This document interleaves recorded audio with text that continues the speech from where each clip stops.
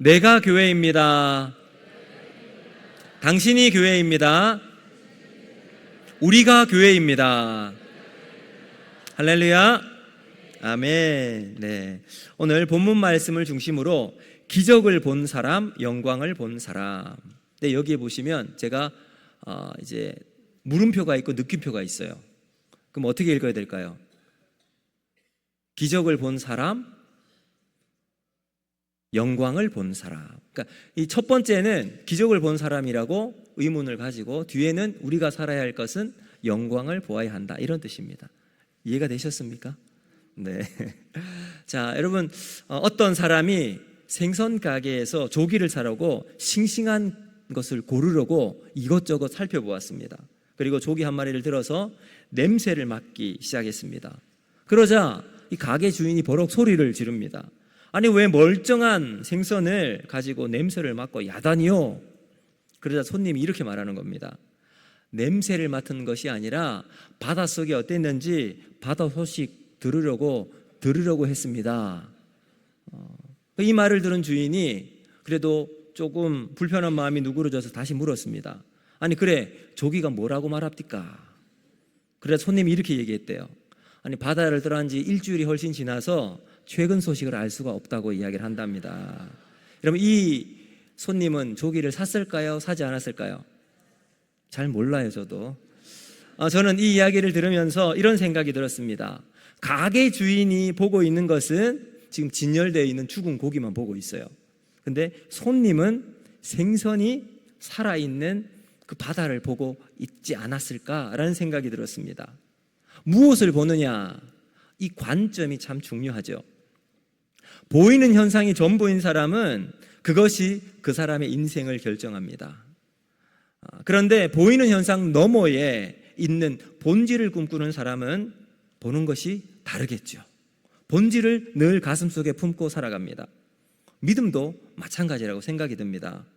현실과 환경은 아무리 어렵고 고난이 있다 할지라도 믿음이라고 하는 본질로 바라볼 때 우리는 다르게 반응하고 다르게 볼 수 있는 세상을 살아갈 수 있게 되는 겁니다. 자, 오늘 본문은 흔히 말하는 예수님의 변화산 사건입니다. 예수님께서 세 명의 제자, 베드로, 야고보, 요한, 이 세 명의 제자를 따로 불러서 데리고 높은 산으로 올라가십니다. 이 높은 산에 대한 논란도 많아요. 헐몬산이다, 아니면 다른 산이다. 그건 중요한 건 아닌 것 같고요. 근데 그 높은 산에 올라가서 예수님께서 광채가 나는 이 모습으로 베드로에게, 이 제자들에게 나타난 겁니다. 바로 이 지점에서 세 명의 제자들은 일생일대의 신비로운 경험을 하게 된 것입니다. 저는 오늘 이 본문을 보면서 기적을 경험한 이 제자들이 거기에만 머물고 싶은 마음이 있음을 우리가 알 수 있잖아요. 과연 예수님도 제자들이 생각했던 것처럼 그런 기적을 경험하는 것에만 만족했을까? 저는 그렇지 않다고 생각이 들었습니다. 자, 그렇다면 예수님이 원하시는 제자들의 모습은 어떤 모습이었을까? 오늘 설교를 통해서 과연 우리도 제자들처럼 기적에만 만족하며 살아가는 인생일까? 아니면 주님의 영광을 경험하는 삶을 살아가야 할지 말씀을 통해 살펴보면서 은혜를 나누고자 합니다. 첫 번째, 기적을 본 사람이에요. 기적을 본 사람은 초막을 짓습니다. 자, 예수님께서 세 명의 제자를 데리고 높은 산으로 가셨는데 거기서 두 가지 놀라운 현상을 발견합니다. 첫 번째 사건이 뭐냐? 예수님께서 영광스러운 모습으로 변형되셨습니다. 옷에 광채가 나와요. 근데 오늘 본문에 보시면 사람이 빨래를 했을 때 그만큼 희게 할 수 있는 그 정도 수준이 아니었답니다. 세상에서 가장 성능 좋은 세탁비누 있잖아요. 뭐가 있습니까? 비트, 이런 것들. 그것 넣고, 그리고 제일 좋은 세탁기에 넣고 빨아도 그것보다 희게 만들 수 없을 정도로 정말 하얀 옷이 그렇게 휘어져 있었다라고 이야기합니다. 흰 옷인데 그냥 희게 된 옷이 아닙니다. 광채가 나는 흰 옷입니다. 여러분, 이단들을 한번 보셨나요? 이단의 교주가 주로 이런 하얀 옷을 입습니다. 왜 그럴까요? 바로 예수님을 흉내내는 겁니다. 이 마태복음에는 이 부분에 대해 조금 더 자세하게 설명을 하고 있는데요. 자, 마태복음 17장 2절 말씀 우리 같이 한번 읽어보겠습니다. 시작. 그들 앞에서 변형되사 그 얼굴이 해같이 빛나며 옷이 빛과 같이 희어졌더라. 아멘. 여러분, 알고 보니까 옷만, 예수님이 입고 있었던 옷만 희게 광채가 나는 것이 아니라 얼굴은 해같이 빛났더라 라고 이야기합니다. 여러분, 요즘 이 여름 태양빛이 얼마나 뜨겁게 장렬합니까? 이글이글 하잖아요. 뜨겁게 내리쬐는 태양, 눈부시도록 번쩍이는 태양, 강렬하게 쏟아지는 태양. 여러분, 이런 날씨 태양빛을 한번 보신 적이 있으십니까? 이 태양빛을 그냥 눈으로 한번 보세요. 눈부셔서 똑바로 쳐다볼 수도 없습니다. 여러분, 우리 눈은 장시간 태양을 정면으로 노출이 되면 큰 위험에 따른다고 합니다.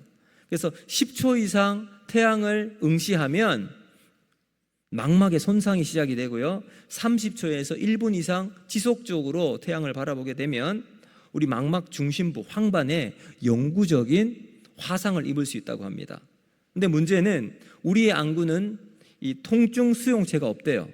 여러분, 우리는 피부나 우리 몸은 조금만 아픔이 있어도 금방 느끼잖아요. 그런데 우리 눈은 아픔을 경험하지 못하는 거죠.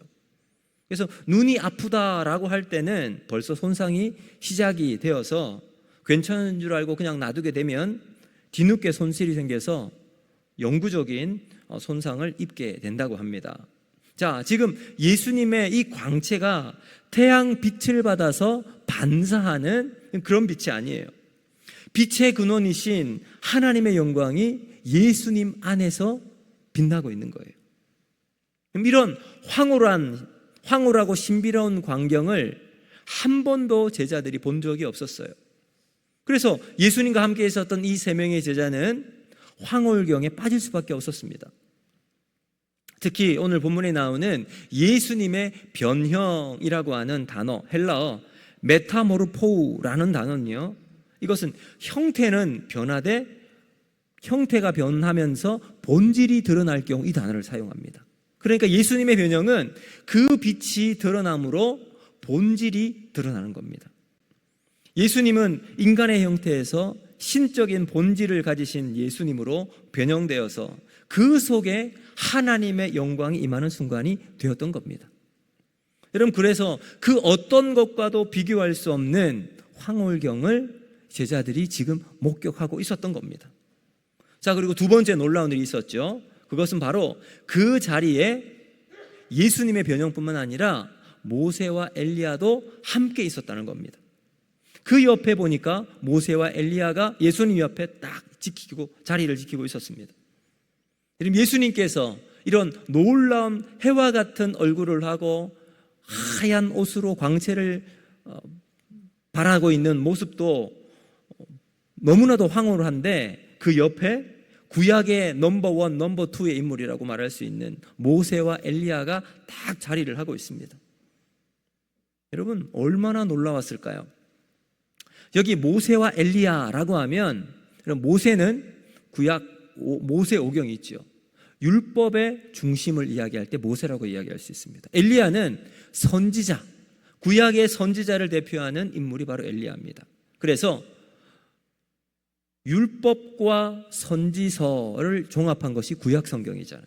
그래서 여러분, 구약 성경 모세와 엘리야로 대표되는 이 인물을 통해서 구약 전체가 예수님과 함께 있는 것으로 우리가 생각할 수 있는 겁니다. 자, 만약 여러분이 모세와 엘리야를 만났다, 어떻게 하시겠습니까? 먼저 주머니에 있는 핸드폰을 꺼낼 겁니다. 그리고는 사진부터 찰칵 찍을 겁니다. 기념으로 남겨야 하잖아요. 그리고 말할 겁니다. 내가 그때 그 자리에 있었어. 얼마나 좋았는지 몰라. 지난 화요일 우리 교회에서 간증한 탈북 자매였던 정윤아 자매가 왔죠. 그리고 나서 이제 집회를 마치고 이제 우리 오신 목사님들과 함께 잠깐 차를 마시려고 하는데 김팔조 장로님께서 종윤아 자매를 붙잡고 그때 저희 아이 둘이가 있었습니다. 옆에 딱 세워둔 사진을 찍어 주었습니다. 저에게 딱 보내었어요. 그리고는 이렇게 적어 놓으셨어요. 유나, 이나, 해나, 크크크. 그러니까 의미가 있었습니다. 여러분, 사진을 찍으면 그것을 우리에게 딱 간직하게 됩니다. 근데 베드로는 지금 사진보다 더 확실한 한 방을 원했습니다.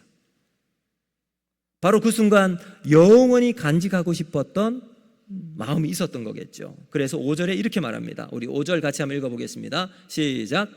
베드로가 예수께 고하되 랍비여, 우리가 여기 있는 것이 좋사오니 우리가 초막 셋을 짓되 하나는 주를 위하여, 하나는 모세를 위하여, 하나는 엘리야를 위하여 하사이다 하니. 자, 아멘. 여러분, 이 베드로가 정말 독특하죠. 엉뚱함은 타의 추종을 불허할 것입니다. 그 순간에 어떻게 예수님, 우리가 초막셋을 지읍시다. 하나는 주님을 위해서, 하나는 모세를 위해서, 하나는 엘리야를 위해서 초막을 딱 지읍시다. 베드로의 이 말이 조금은 이해가 될 것 같습니다. 그 순간 너무나도 가슴 벅차고 헤아릴 수 없을 만큼 고귀한 순간이었기 때문일 겁니다. 여기서 더 이상 시간이 뺏기지 않을 만큼 함께하고 싶었던 마음이 간절했기 때문이겠죠.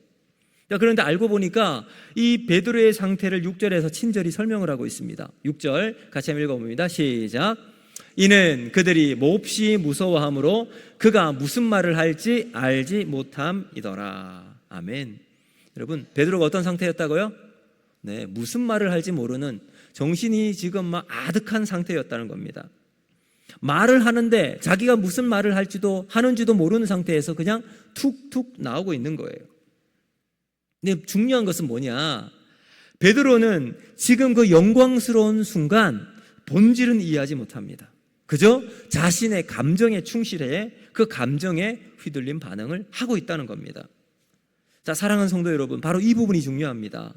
분명히 베드로는 하나님의 영광이 임하는 매우 특별한 순간을 경험하고 있습니다. 그런데 그 놀라운 신비를 개인적인 체험과 기적으로만 이해하고 말았습니다. 그래서 주관적인 체험과 감정, 이 초월적인 현상을 절대화하면서 그냥 그 자리에 머물고만 싶었던 겁니다. 그래서 결정적인 한마디, 여기가 좋사오니. 자, 이 예수님의 변화상 사건은 영광스러운 하나님의 임재가 있었던 사건입니다. 그래서 여러분, 신비주의와 신비의 경계를 분별하는 아주 중요한 본문이라고 말할 수가 있습니다.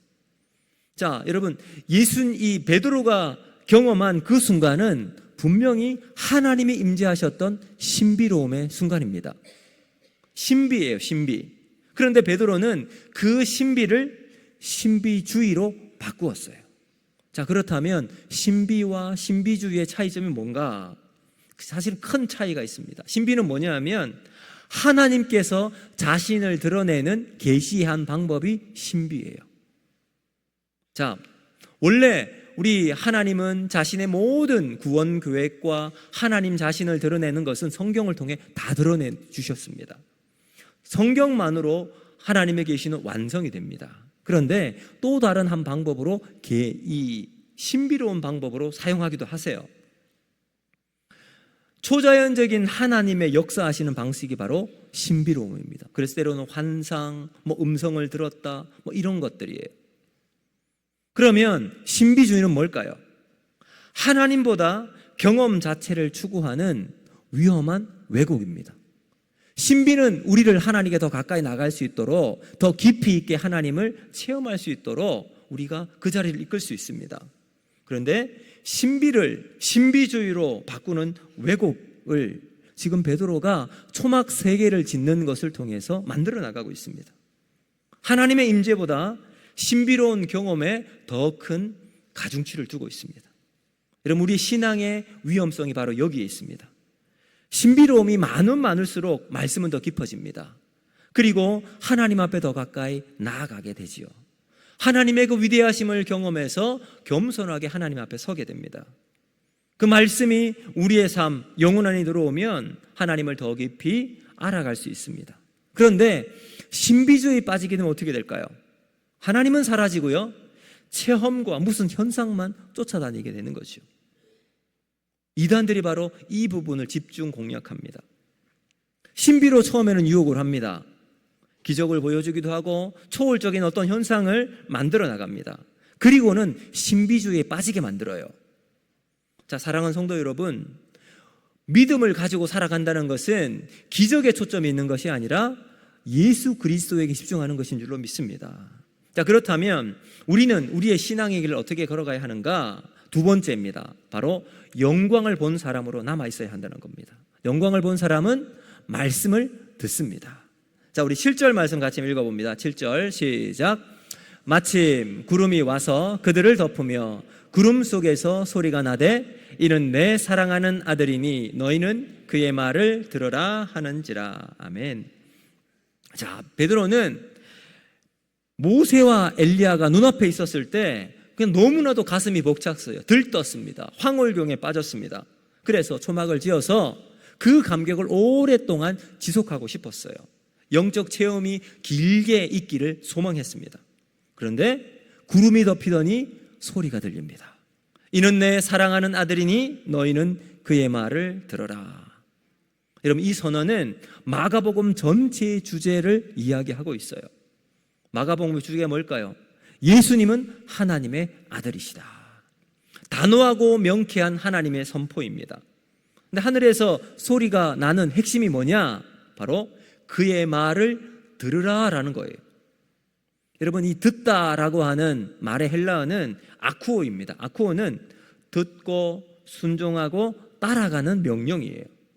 기적 앞에 멈추지 말고 말씀을 붙들고 말씀을 듣고 순종함으로 삶의 자리로 내려가라는 거예요. 자, 그러면 여러분, 왜 모세와 엘리야가 나타나게 되었을까요? 모세와 엘리야가 가지고 있는 공통점이 있습니다. 두 가지가 있는데, 첫 번째는 모세와 엘리야 모두 거절당한 사람이라는 거예요. 모세, 여러분 40년 왕궁에 살았을 때 얼마나 자신감이 충만했습니까? 이스라엘 백성을 위해서 한번 일하려고 했을 때 백성들로부터 거절을 당하게 되죠. 그래서 광야로 쫓겨나게 살아갑니다. 광야 40년 그야말로 도망자처럼 아무도 알아주지 않는 삶을 살았습니다. 여러분, 엘리야는 어땠습니까? 평생 일생을 도망하는 신세로 살았던 사람이 엘리야입니다. 또 두 번째, 두 사람의 공통점이 있어요. 두 사람 모두 하나님의 보내심을 받은 중재자라는 거예요. 모세를 통해 이스라엘 백성과 하나님과 연결시키는 아주 중요한 역할을 하죠. 엘리야도 마찬가지예요. 이스라엘 백성과 하나님을 연결시키는 선지자의 사명을 가지고 살았습니다. 자, 우리 예수님은 어떻습니까? 우리 예수님도 거절당하는 삶을 살으셨어요. 심지어 십자가를 지실 때 제자들은 베드로를 한번 보세요. 예수님 모른다 부인하며 오히려 저주하면서 예수님 모른다 이야기했어요. 제자들에게조차 버림당하신 우리 예수님.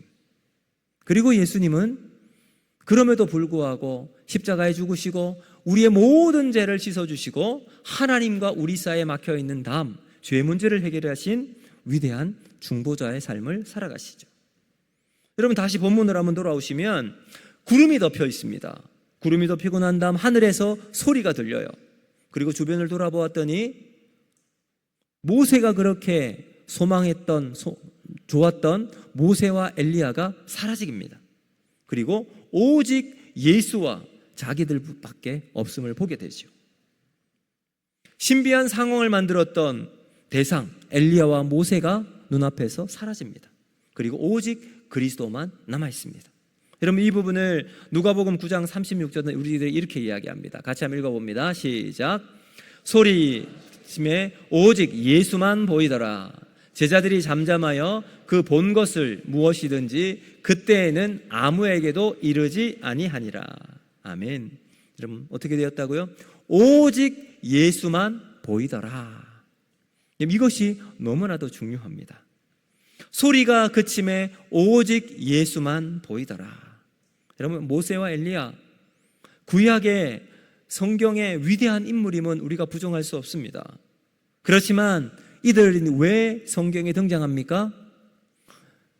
우리를 구원하실 메시아의 신 예수님을 보여주기 위한 표상이에요.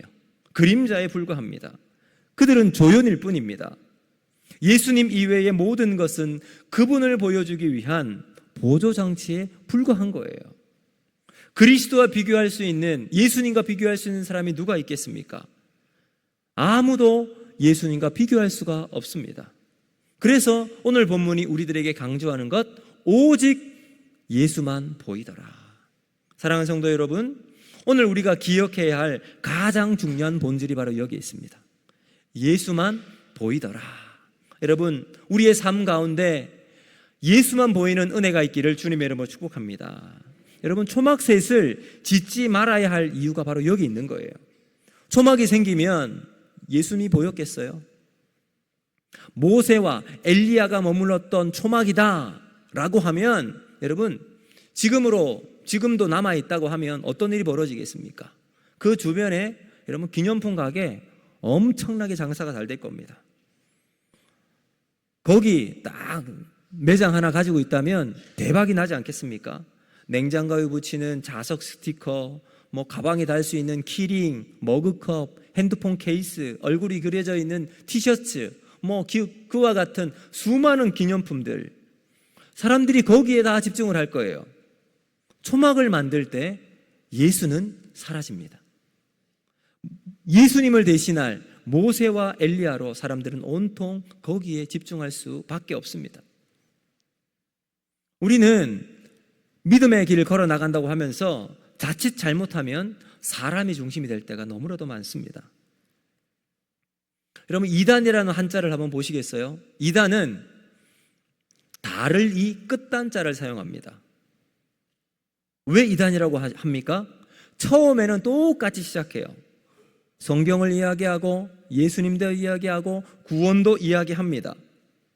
그럼 신천지는요, 처음에 사람들을 잘 접촉을 해요. 너무나 나이스해요. 너무 친절해요. 선한 눈길로 사람들에게 접근을 합니다. 특히 교회 다니는 사람들을 접근을 해요. 그리고 어떻게 합니까? 내가 잘 아는 누구누구가 있는데 성경 공부 같이 하자. 그리고 교리 공부가 시작이 되면, 그리고 이제 쭉 마지막 교리 공부의 끝이 어떻게 될까요?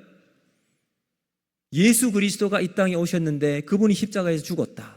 그리고 제2의 재림 예수가 있는데 그 사람이 바로 이만이다. 이렇게 끝이 납니다. 처음에는 전혀 드러나지 않습니다. 예수님 이야기하고 성경 이야기하죠. 그러다가 본색이 드러나면 마지막 예수 그리스도가 아닌 이만희 교주를 드러내는, 이게 바로 이단입니다. 자, 초막을 만들 때 예수는 보이지 않고 사람만 드러나게 되는 겁니다. 미국에 어떤 한인 교회가 있었습니다. 많은 성도들이 이 한 목사님의 설교를 너무나도 사랑하고 좋아했어요. 복음적이고 도전적인 설교로 매료되어 수많은 사람들이 사랑하고 추종하는 목사님이셨어요. 그러다가 이 목사님이 갑자기 이제 돌아가시게 됩니다. 자, 그 교회는 어떻게 되었을까요? 보통의 교회였다면 다른 목사님을 담임 목사님으로 초빙했을 겁니다. 그런데 그 교회가 다른 목사님을 모시지를 않아요. 어떻게 예배를 드릴까요? 주일마다 그 목사님이 했던 동영상 설교를 틀어줍니다. 벌써 10년이 넘었어요. 저는 그 교회를 평가하고 싶진 않지만 깊이 생각해 보아야 할 겁니다. 예수님인가 목사인가? 여러분, 우리는 누구를 따라야 합니까? 세상에 내가 따라야 하고 유행하는 모든 것들은 언젠가 바뀌고 변하게 마련입니다. 패션도 바뀝니다. 예전엔 몸에 딱 붙는 옷이 유행하는 패션이었습니다. 요즘에는 그런 패션이 아니라 아주 한복처럼 넓은 옷을 입고 다닙니다. 이 스타일도 항상 시간에 따라 변해요. 사람들의 선망의 대상인 스포츠 스타들, 여러분, 제가 어렸을 때는 현정아, 윤원부 같은 사람, 나도 저렇게 잘하는 사람이 되고 싶다. 대중가수 남진, 나훈아, 여러분은 그때는 좋아했을 겁니다. 시간이 지나면 어떨까요? 다 식어집니다.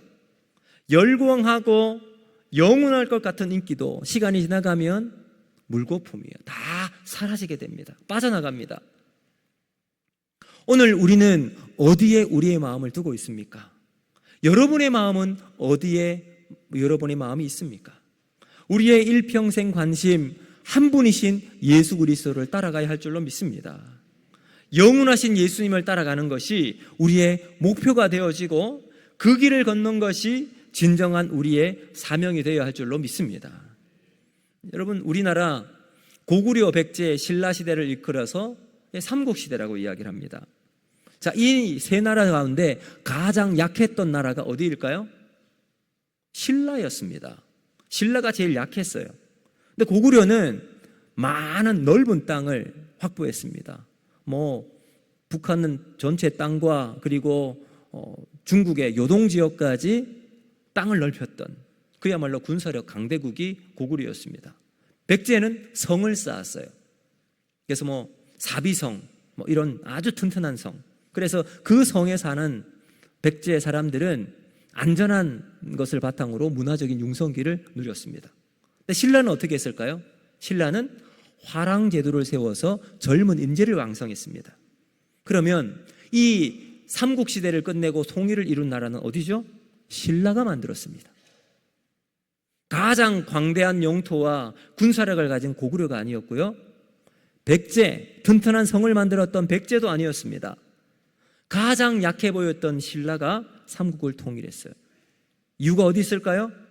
비결은 미래의 인재에 투자하는 사명이 있었기 때문입니다.